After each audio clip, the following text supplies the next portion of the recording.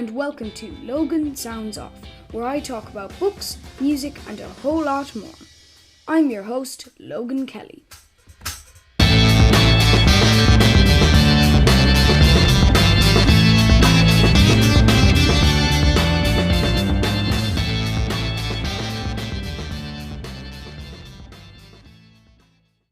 So hello and welcome to Logan Sounds Off. Today I'm interviewing Des Hopkins on my podcast. Welcome, Des. Hello, Logan. Nice to be with you today. Thanks, Des. I've known you all my life, but for those who don't know you, tell us a little bit about yourself.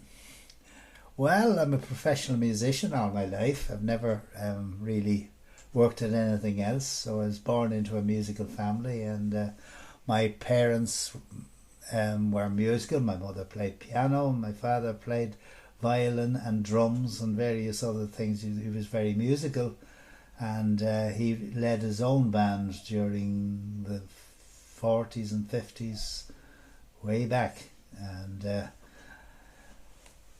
they had two children, myself, Billy, and myself and my brother Billy, and we were both very musical from early age, and both played music professionally throughout our lives.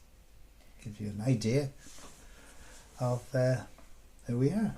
Well, as you're saying there, I know music is a big part of your life, but who were your influences growing up? Oh, my influences were jazz, the jazz of the 40s and 20s and 30s and 40s.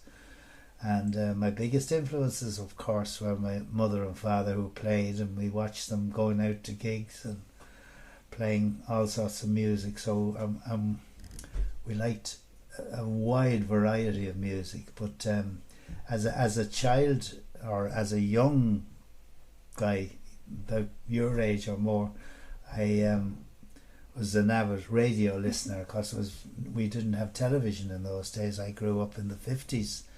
But radio was a big thing, and we used to phone into or tune into AFM, the American Forces Network, who broadcast throughout Europe from Germany, and they had a jazz program every night, hosted by a guy called Willis Conover, and they played all the great music at the time, the swing bands and the jazz bands of the 20s and 30s, and the early jazz, the likes of Louis Armstrong, Sidney Bechet, and of course Big Spiderbeck. And that was when I first learnt about Gene Krupa, the great drummer who drummed with Benny Goodman Orchestra, and I was very influenced by all that kind of music, and we tried to form a jazz band with some of my friends, to play that sort of music when I was quite young, 9 or 10 years of age, and then the great movies came along, like the Glenn Miller Story and the Benny Goodman Story and Pete Kelly's Blues, and movies like that. So we would go to the cinema and watch these, and if the movie was running for 3 or 4 nights or days, we'd go every day, and even skip off school to go to the matinees. So just were soaked and influenced on that music. And then we listened, of course, to the BBC a lot, and they broadcast jazz music and big band music and jazz club. There was a program called Jazz Club on a Saturday night, which we'd never miss. And so we got to know all the names of all the great American artists. And then progressed into sort of the late 50s, when the music we loved was revived in Britain, and it became called traditional jazz. And because at the time music was changing somewhat in the United States, and there was more progressive guys coming out, like Charlie Parker, and an alto sax player called Charlie Parker, who was more using more intricate sort of chording, and a bit different from the basic chords, and they were introducing flattened fifths and ninths and everything, rather than the basic chords that the traditional guys used. and that became known then as progressive jazz because they were progressing all the time.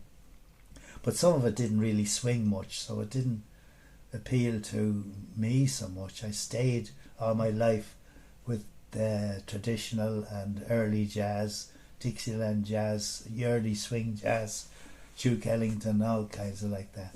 And it became very popular then in the UK, where we emigrated to in the late 50s, especially with the emergence of Ken Collier and then Chris Barber, the Chris Barber Band, which became a household name in the UK and had a massive appeal. But the music also appealed, it also got you down there. Like it was enthralling sort of music, and it was swinging music and driving music, and it became, the trad jazz was broadcast so much on the radio in the UK that it became something like the show bands in Ireland.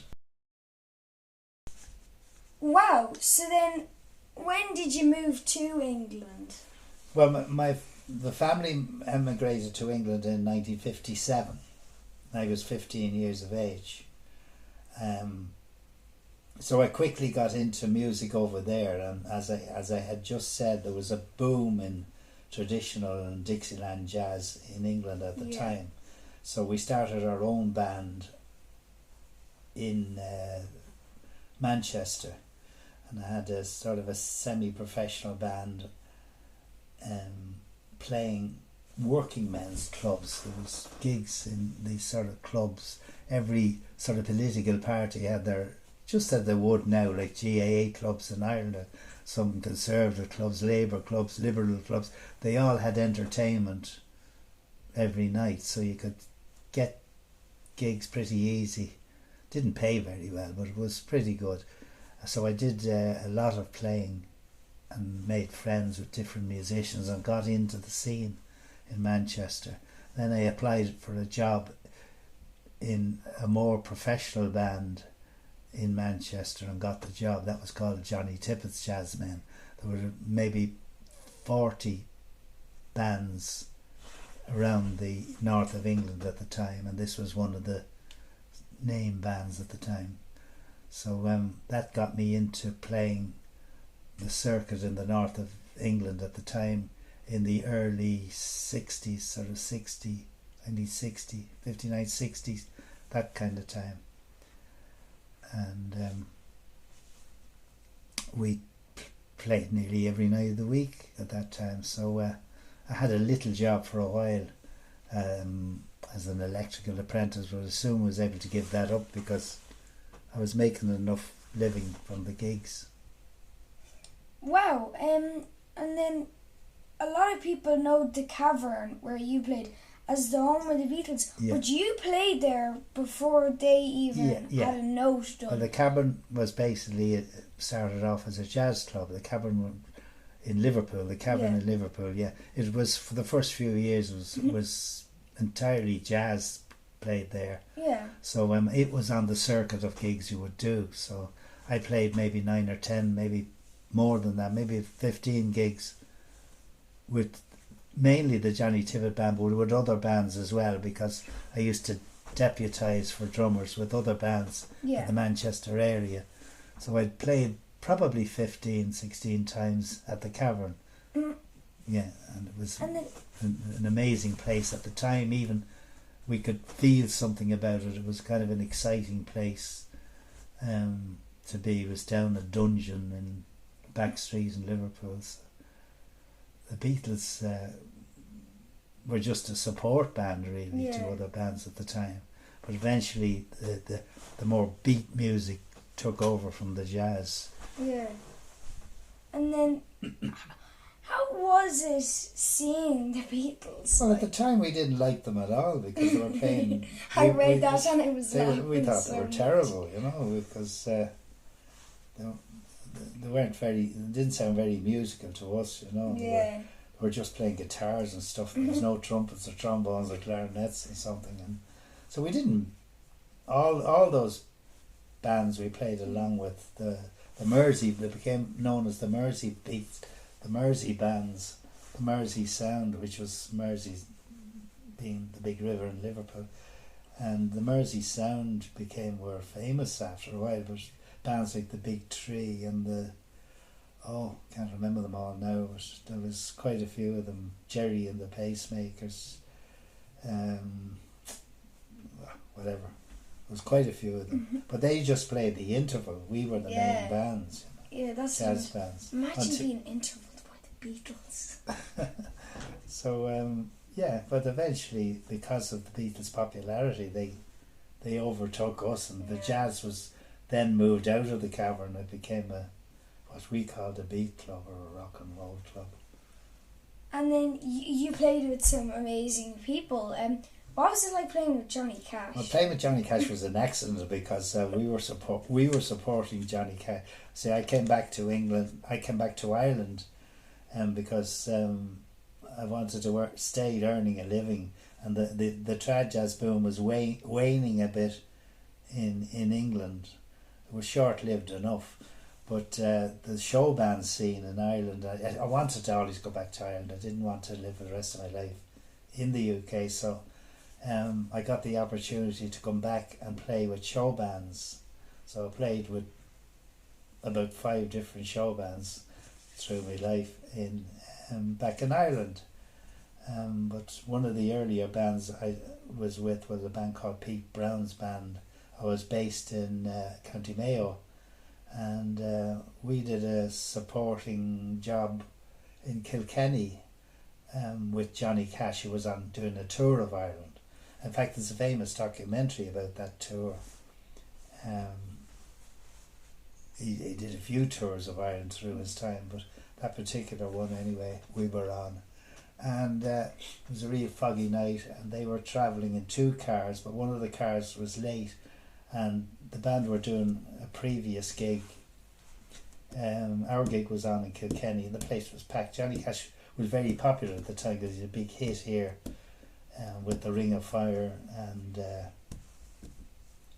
40 Shades of Green, I think was the title. But Johnny Cash and his partner June Carter were on the tour. So towards the end of the night, Johnny Cash and Carter and somebody else, the guitar player, arrived. But this was about 1 o'clock in the morning, and the crowd was shouting for Johnny Cash to come on. So the manager asked if the drummer and the bass player could go on and with Johnny Cash until the others of the band had arrived. They were delayed. It was a foggy night. They were in another car. So we went on for a couple of numbers with Johnny Cash, the bass player, and myself. And eventually the guys arrived. I think we did 1 or 2 tunes with them, but so it was no bother. It was simple enough music. You just played along with them. Yeah. So so I played with Johnny Cash. And then somebody else you played with, and when I heard this, I went, he did not. Many people know your son Graham, who I've had on the podcast for an interview, and his friend Chad Smith from Red Hot Chili Peppers. When he's over here in Ireland, they organise drum hangs. Yeah. What was it like playing a drum hang with Chad Smith? It was great fun. Yeah, Graham invited me up. I think there was 3 different kits in a row, and I was on one kit. Chad Smith was on the other, and Graham was on the other one. I was up for a couple of numbers. Yeah, great. That's class. I can just imagine you guys banging away a good old. Yeah, give him a run for his money. Yeah. Yeah, he's a terrific drummer, Chad was. And of course, Graham is as well. So, yeah. Sort of 2 generations playing together. And then we were talking about any favourite, we were talking about venues, and I was wondering, do you have any favourites? Favourite venues? Yeah. To play? In Ireland or anywhere? Oh, anywhere. Well, I did play the Royal Albert Hall in London. No way. Yeah, and that was with our own band called Just For, which was very popular in the 70s. Yeah. Throughout the 70s. And we did a concert there with various other artists on.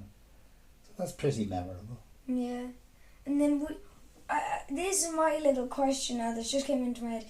Would you kind of recognise the Cavern as one of your favourites, or were you kind Yeah, it was, because at the time it was something special playing there. We didn't know why. It's just, I think, the atmosphere. It was a smelly dump, but anyway. But we liked it. It has an atmosphere, yeah. But I suppose it played so many. Yeah. Like, must have played 200 or 300 gigs a year all my life. So it's hard to pick out a favourite venue, really. You know, I hated. I could probably tell you the ones that are not my favourite. I kind Easier of went. than my favourite. I kind of went there and oh god, I've put this guy on the spot. Yeah. And then I've actually got 2 copies of your memoir here. Yeah. What inspired you to write a memoir? Well, so many stories to tell. I could probably write another one as well, or 2 more. I only got a tiny bit of it in. Yeah, I probably could. Yeah, when you know, I've spanned 7 decades of playing gigs. You know, it's a long time. Nearly 8 decades now of playing gigs. So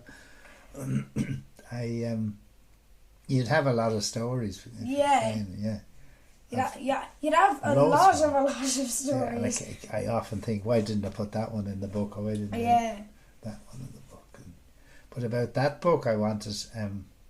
I didn't want help on it. I didn't want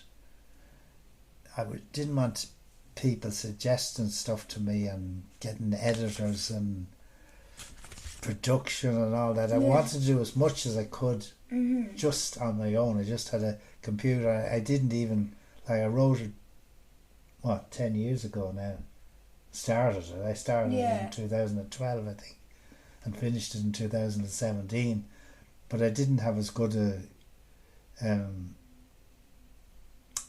of a computer then as I would have now. I have a more up to date one, and so it would have been a better help. Yeah.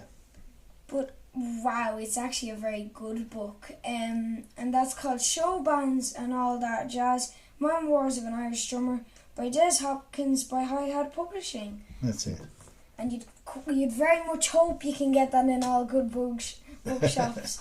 Well, they're all sold out now. I think you got the last one. No way. I didn't get a great number of them, but we got a good few of them. So we sold them all. Brilliant. So thank you, Des, for coming on to the podcast. It's been such a joy talking to you, and very funny too. But thank you.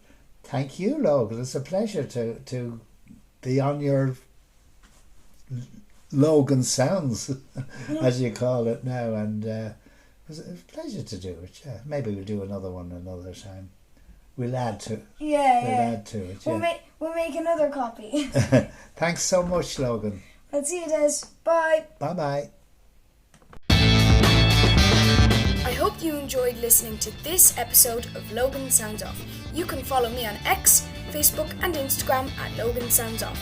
And don't forget to subscribe and not miss any more cool episodes. Bye guys!